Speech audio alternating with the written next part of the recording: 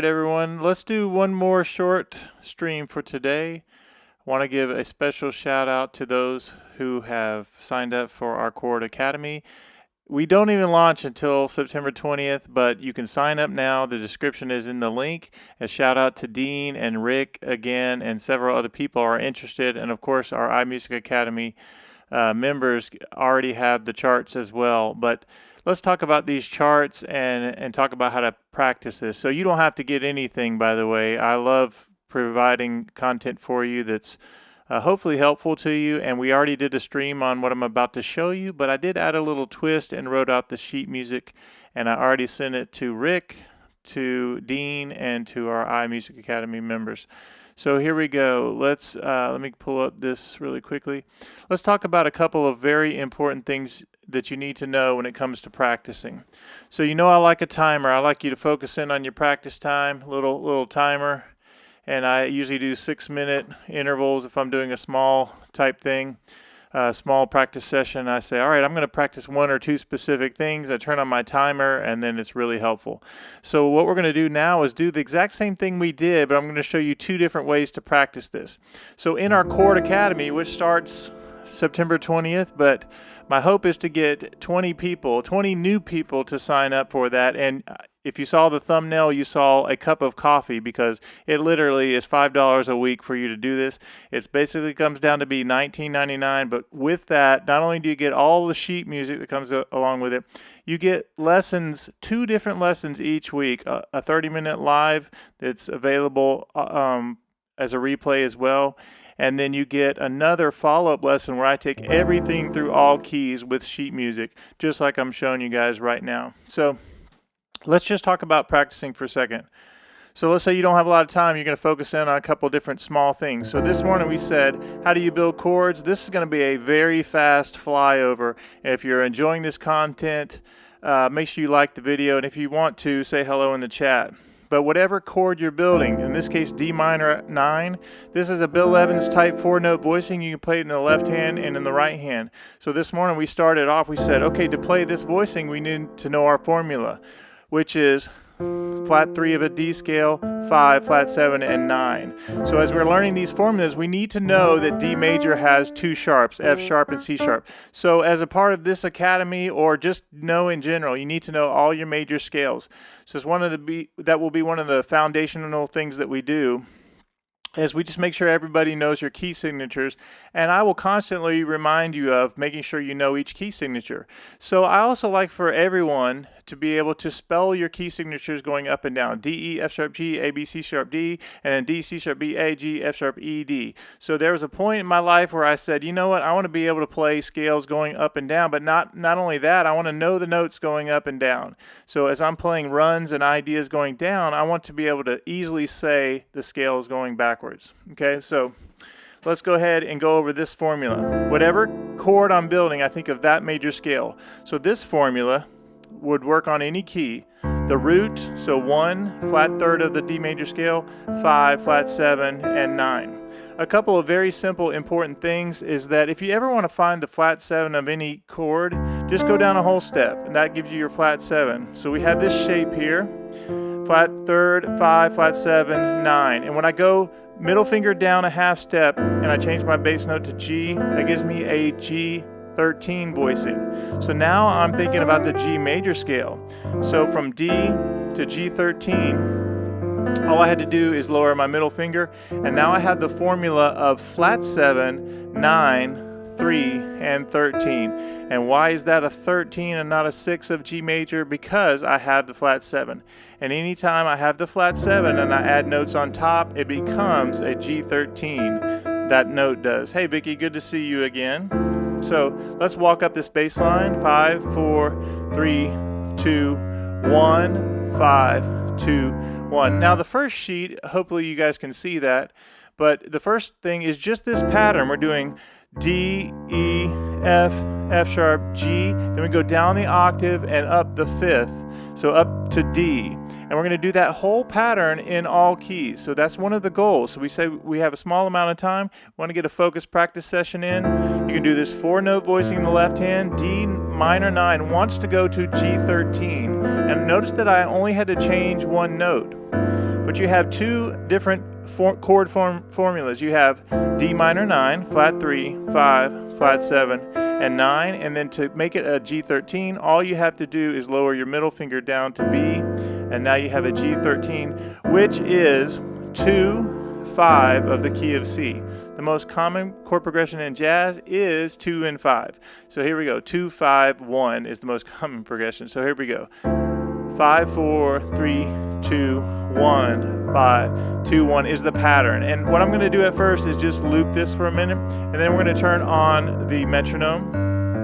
But before we do, I want to talk about something that I mentioned earlier. With playing in all keys, it's really important to know that you're often 1, 2, or 3 different fingerings away from playing something in all keys.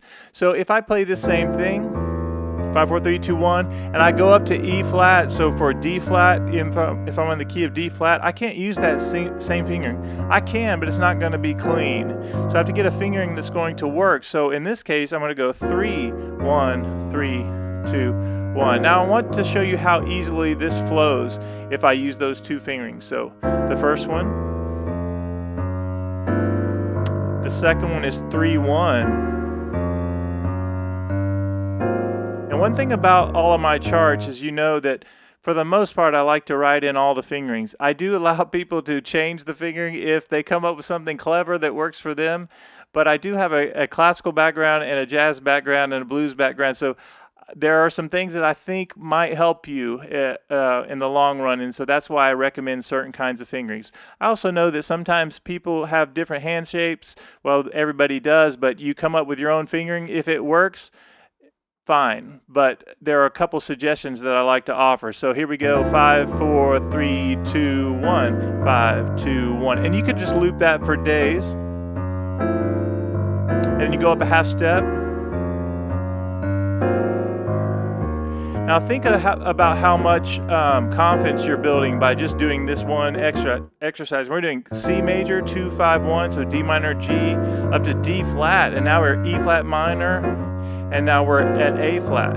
Okay, now the difference between these two charts is simply this. The first chart is whole notes in the right hand, so 1, 2, 3, 4, 1, 2, 3, 4. The second chart actually has this rhythm: 1 and 2, 3 and 4, and 1, 2, 3, 4, or 1 and 2 and 3 and 4 and 1 and 2. Let me just loop that for a minute. 1 and 2 and 3 and 4 and 1, 2, 3, 4.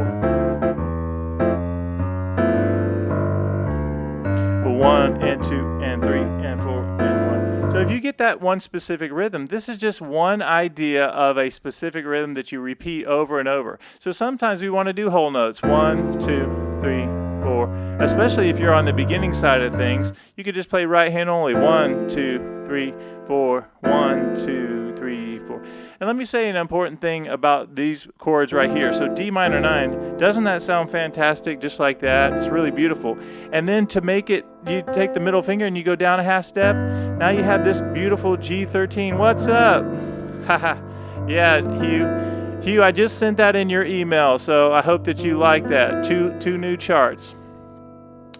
So notice that as I'm doing this, D minor 9 to G13 is how easy that is. But with these same voicings, you need to learn them in the left hand as well, which is part of, in the Chord Academy, we're going to be doing D minor 9 to G13. And notice that you'll get just as comfortable playing in the right hand and the left hand.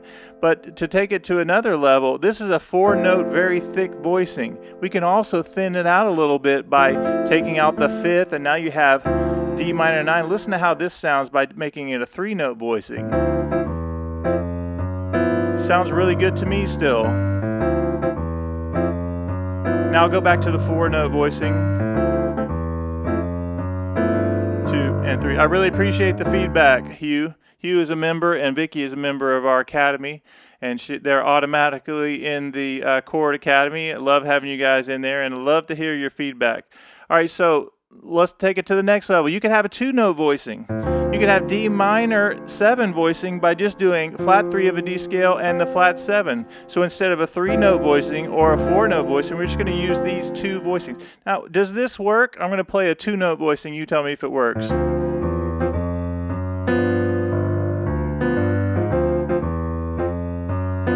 2 and 3 and 4. It works for me. Now I'll go 3-note. I'll try to play it right with the bass. 3, 4. And 4-note, 3, 4. So all of those are going to work and sound great. So there are just a few things you need to know is that if you play these 2-note voicings, these are what we call guide tones. Guide tones tell you whether or not the third of the chord tells you whether or not it's a major happy sound or a minor kind of a sad sound. And the 7th note of the chord will tell you whether or not it's a major 7 happy thing or a flat 7 kind of a bluesy kind of thing. So these are what we call guide tones. And the great thing about guide tones is that they're really closely related when you change chords. Like all I have to do is go down ba-dum, and that turns from a D minor into a G7 chord. All right, now what I'm going to do is turn on the track, and this is probably the most important thing that I could tell you. We're going to turn on the metronome, which I want everybody using. I have a bunch of, a few really awesome jazz prodigy young students. And I always say that I'm going to make them put a metronome chain around their neck and walk around so they'll always have a metronome. It's just a joke, but using the metronome is one of the best things that we can do for our time and our feel. So what I'm going to do is I'm turning on the metronome, and hopefully you can hear that click. I'm going to make it just a little bit louder. So when you turn on the metronome, and the first thing that we often think about is we think 1, 2, 3, 4, 1, 2. But to make the jazz feel, to make the swing feel, all we have to do is start counting on 2. So listen to this. 2, 3, 4, 1, 2, 3, 4, 1, 2, 3, 4, 2, 3. All right, let me speed it up just a little bit. I'm in the mood to want to go just a little bit faster because this is going to be a short lesson. 2, 3, 4, 1, 2. That's a little bit too fast. 2, 3, 4, 1, 2, 3, 4. And we'll just go whole notes at first.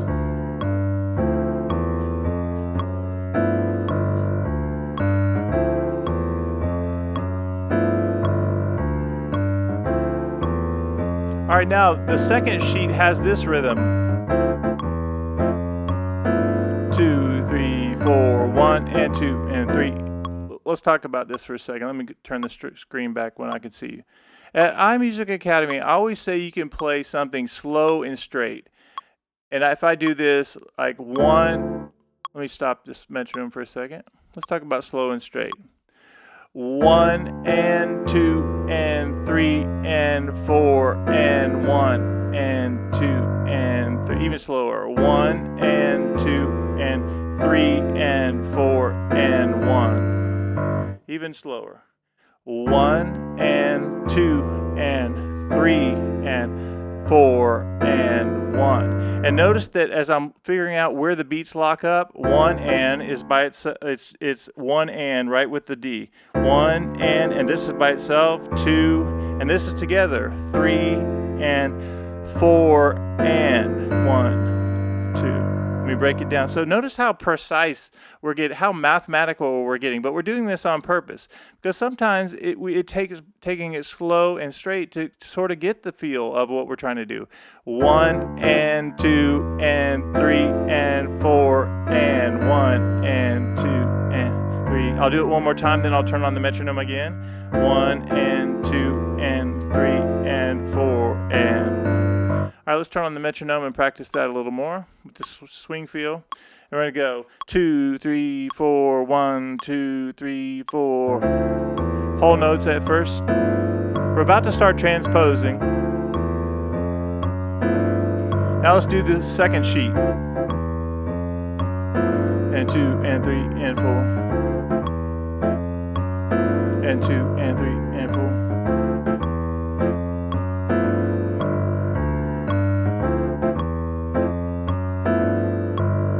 Okay, the next step is we're going to transpose this thing.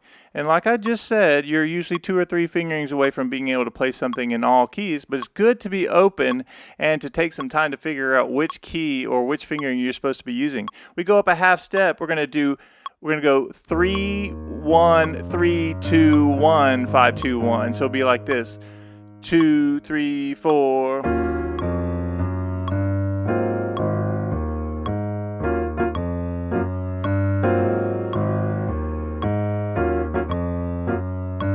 And if you see on your sheet music, the fingering is written out for you. Let's go back to our comfort key. And 2, and 3, and 4. Up a half step. 2, and 3, and 4. Let's go up another half step.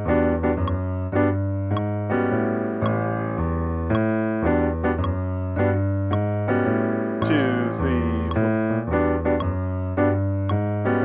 2, 3, 4. 2. Let's go back to where we started.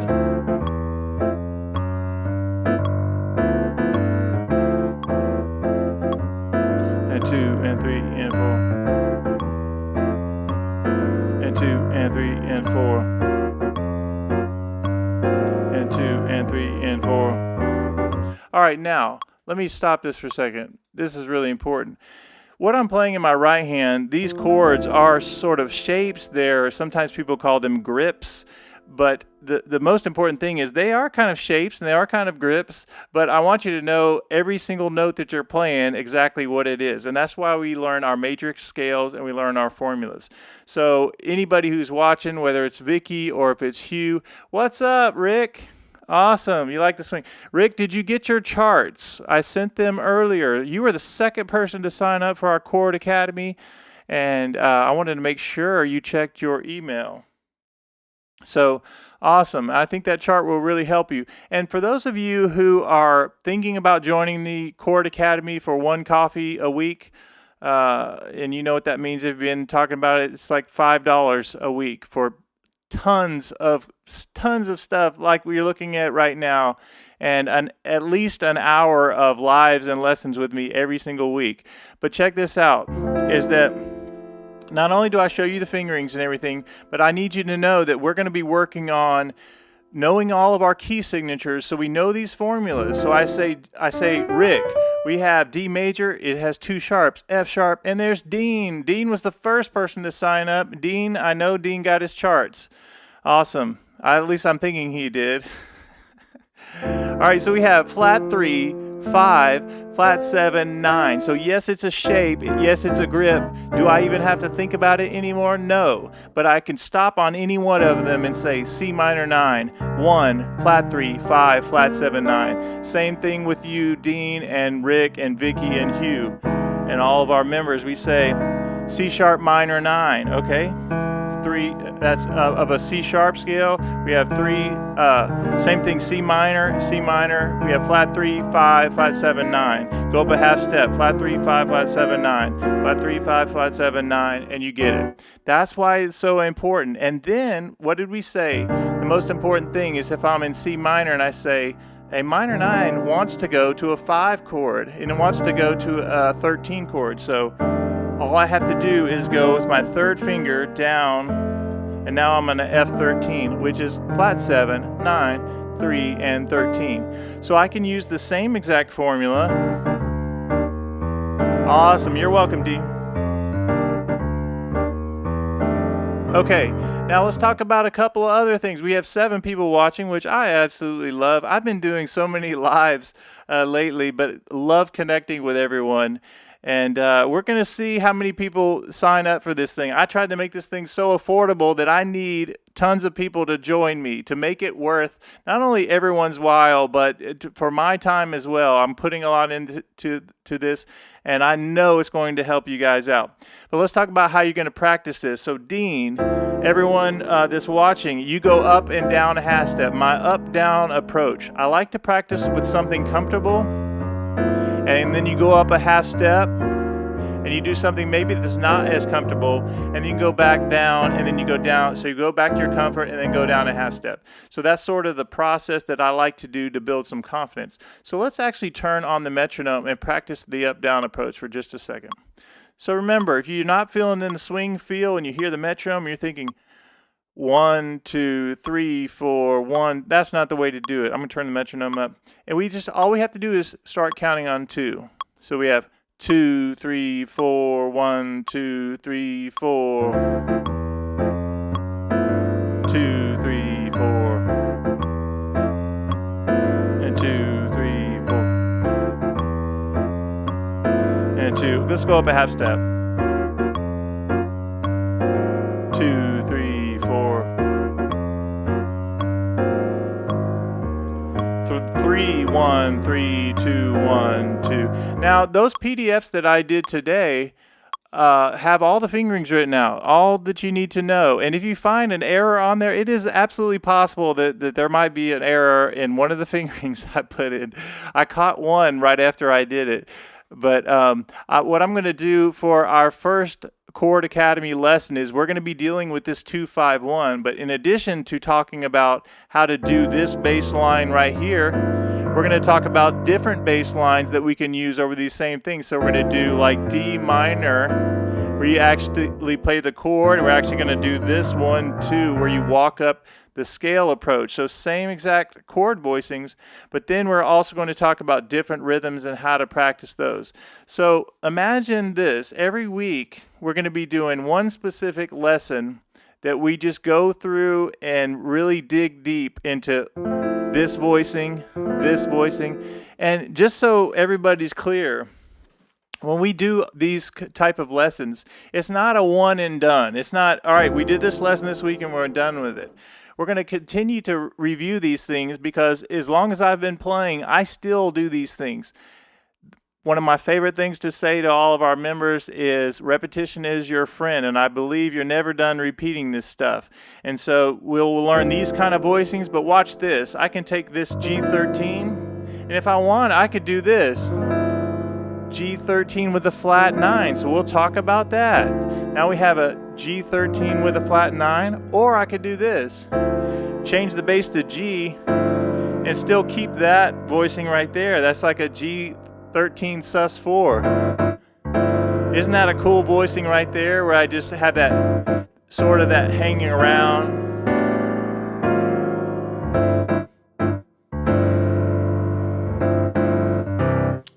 And I wouldn't do with a straight trit at the end. Okay, so how cool is that? I can even do this. I can go here, I can go, or the, right? There's so many cool different alterations we can do. All right, now let's wind this lesson up. Let's just talk one more time about these PDFs here and how you're going to practice it. One reason I wanted to go live is just because I'm so encouraged with Dean signing up and Hugh, not Hugh signing up. Hugh's already been in, but Rick and Dean were paving the way. We still need about, what would I say, we need 20 to make this thing work. And that's 20 in addition to our iMusic Academy members. They're automatically in because they're members of the whole everything. But the Chord Academy specifically, Dean and Rick were our first two people, and it's less than, well, it's $5 a week, which is like a cup of coffee. I guess a nice cup of coffee. But for that, every Tuesday, we go live for 30 minutes, just like we're going now. We'll have a specific goal, just like you're looking at now. And then on Friday, you'll get another video that says, here's what you're going to practice. I go through every single key, just like here. And I go, and I'll teach you everything to make sure you have it in all keys. And then we'll keep going up, and I'll teach you, make sure you're good. You get it, right? Just all the way through every key. And it's not about me showing you, oh, I can do all this stuff. This is all about you guys. I want you to get from knowing a couple of really cool chords in certain keys to being able to execute and have fun in any key, okay? So that's sort of what this is about. All right, so here's your assignment, everyone. What's up, Jeffrey? Jeffrey, I can always count on you, man. Always. Jeffrey is the internet guru who's at every site I ever go to on YouTube from a musical standpoint. He's always there, and he's always here as well. All right, so if anybody is brave enough to accept my challenge of, we're calling this the coffee course, not a course, the coffee community, where you're willing to invest your $5, and if I have enough people, then it'll make it really nice. We get together. We're building a community in the Chord Academy. So every week you're going to get this kind of stuff, and it's going to be a lot of fun. So I'm looking for the next person to want to sign up. If you sign up, a couple of things. We officially start September 20th, but in the meantime, I'm going to send you these charts and other charts and trainings like we've been doing. And I just sent these PDFs out. Even these 2 PDFs are gold, in my opinion. I show you how to play everything, the way to practice it. And another fun thing that I'm going to do is these are finale charts. So I exported the audio. So look for a private playlist which will show you how they sound. So I mean, it's still a computer file, but you get to hear this in all keys, and it can actually help you playing along with it. I think you'll enjoy that. Okay, so Rick, Dean, Vicky, Hugh, and anybody watching, even you, Jeffrey, is you're going to practice these 2-5-1 voicings in all keys. You have the fingerings there, and then what you're going to do is go up a half step. And I don't care if you need to just go up 1/2 step or just stay in this key. I would love it if you have a little more experience, like I know you do, Dean, is to try to put this in as many keys as you can. But everybody go with your comfort level of knowing that that's the fingering for this key. This is the fingering for the next key. And I'm using the up-down approach right now. I'll go back to my comfort level. Then I'm going to go down a half step. Just how much fun is it going to be when you no longer are playing in just C or F or whatever key you're comfortable in? You'll be able to go right to that key of D flat, and you'll be like to your friends, all right, let's go, D flat, come on. All right, so there's one other thing I was going to tell you. So as a part of this Chord Academy, we're going to make sure everybody's comfortable in every key on your scales. You're going to know your scales. No joking around. I'll say, Dean, everybody, we're going to do the fingerings. I do have a classical background, and I have a passion for teaching people about the theory things that I had to learn or had the privilege of learning, or whoever I studied with. I really studied with some amazing people that helped me with technique and just theory in general. So I want to pass that along to you. But major scales are super important. And so we're going to talk about our major scales. You're going to be able to spell them going up and down. Just a little fun way that I came up with how I like to do those.